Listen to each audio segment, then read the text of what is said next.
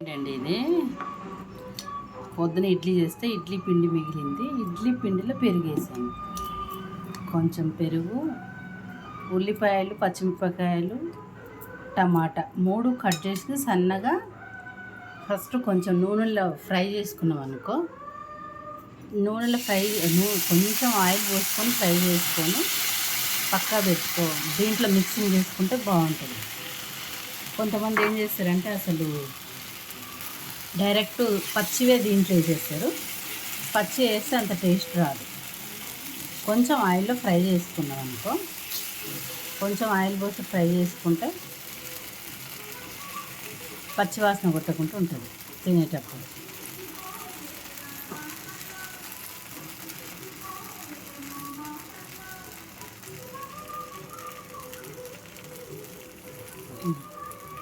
ఇక ఫస్ట్ చేసిన ఇది ఇట్లా వస్తుంది.